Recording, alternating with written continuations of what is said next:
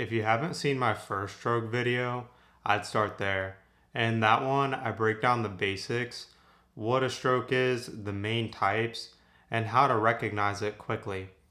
In this video, we're going a level deeper into how strokes actually show up, what complications to watch for, and how to think through them on exams. At a basic level, a stroke is a blood flow problem to the brain.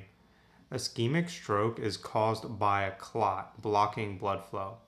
A hemorrhagic stroke is caused by bleeding, leading to pressure and damage. And the core idea here is no blood flow leads to no oxygen, which brain cells then begin to die. But once that happens, the effects aren't random. They depend on what part of the brain is affected. So instead of memorizing isolated symptoms, think in patterns: language, movement, vision, and safety. With ischemic stroke, the pattern is loss of function, like weakness, speech difficulty, or vision changes. With hemorrhagic stroke, you're more likely to see pressure, like a sudden severe headache, vomiting, and in more serious cases, a rapid drop in level of consciousness. A simple way to remember: clot leads to a deficit and bleed indicates pressure.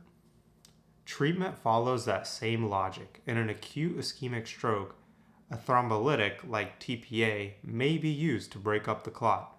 But there are two key things to remember. First, a CT scan is done before giving TPA to rule out a hemorrhagic stroke, because you never give a clot busting drug if the patient is actively bleeding. Second, it must be given within a limited time window, usually within a few hours of symptoms onset, because the sooner the blood flow is restored, the more brain tissue can be saved. With hemorrhagic stroke, the focus is on controlling bleeding and pressure, not breaking clots. So, if it's a clot, break it, but if it's a bleed, control it. One major area that can be affected is language. In expressive aphasia, also called Broca's aphasia, the patient understands what you're saying but has difficulty forming words. Speech becomes slow and broken.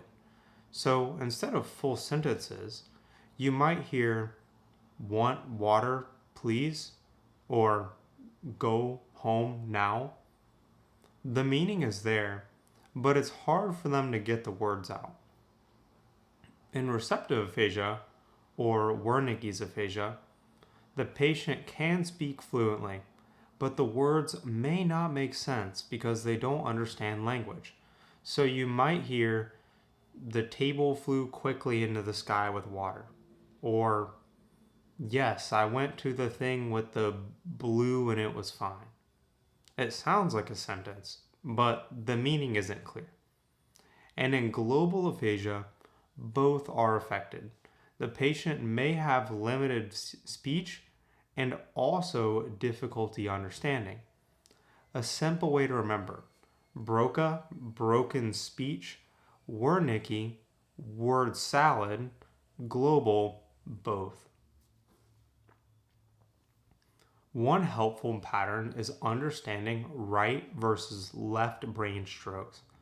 The left side of the brain is responsible for language, so left-sided strokes often affect speech and understanding, things like aphasia, including Broca's and Wernicke's aphasia.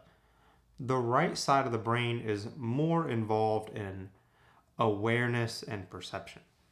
So right-sided strokes are more likely to affect spatial awareness, judgment, and behavior, and patients may ignore one side of their body or have poor awareness of their deficits. A simple way to remember: left language, right awareness.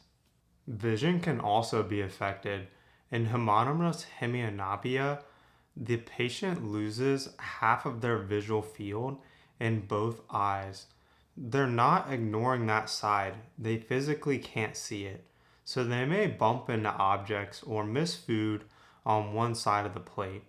A key teaching here is to scan the environment and teach them to turn the head toward the affected side because they have to actively look for what they can't see. For the memory, remember that if they can't see it, they should scan for it. Movement is another major area. Patients may have weakness or paralysis on one side called hemiparesis or hemiplegia. Recovery focuses on regaining function and preventing complications. One key concept here is range of motion. Active range of motion means the patient moves the limb themselves. Passive range of motion means the nurse moves the limb because the patient is unable to. Both are important because even if the patient can't move, the joint still needs movement to prevent stiffness and contractures. One of the most important complications is dysphagia, difficulty swallowing. This is critical because it increases the risk of aspiration. Aspiration means food or liquid enters the lungs instead of the stomach. This can lead to pneumonia and serious complications. So before giving any food or fluids, you always assess swallowing. This is a priority because airway comes first. Another simple intervention is positioning. Keep the head of the bed elevated to about 30 degrees. This helps improve blood flow to the brain and reduce the risk of aspiration because when a patient is lying flat, it's easier for fluids to enter the airway. So think for your memory, dysphagia is a big danger. For recognition, use BEFAST. Balance, eyes, face, arms, speech, and time. The key idea is early recognition because the faster a stroke is identified and treated, the more brain tissue can be saved. Now we're going to move into the primary risk factors. Stroke risk factors are divided into two groups: non-modifiable factors like age, genetics, and gender, and modifiable factors like hypertension, smoking, and diabetes. The most important one, hypertension.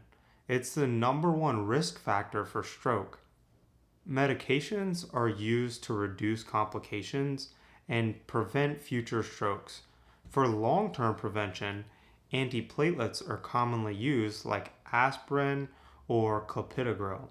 In patients with atrial fibrillation, anticoagulants are used like heparin or warfarin because clots can form in the heart and travel to the brain. A simple way to remember: prevent clots, antiplatelet; AFib, anticoagulant. A transient ischemic attack, or TIA, is a temporary blockage. Symptoms resolve and there's no permanent damage, but it's important because it's still a warning sign for a future stroke. So treatment focuses on prevention. Let's jump into some practice questions. A patient presents with a sudden severe headache, vomiting, and a decreasing level of consciousness. What type of stroke is most likely? B. Hemorrhagic. Before giving TPA to a patient with stroke symptoms, what must be done first? C. CT scan. A patient understands what you're saying but can only respond with slow, broken phrases like "want water?" What condition is this? Broca's aphasia. A stroke patient has difficulty swallowing. What is the priority action? C. Assess swallowing before oral intake. A patient with atrial fibrillation is at an increased risk for stroke. Which type of medication is most appropriate for prevention? B. Anticoagulant.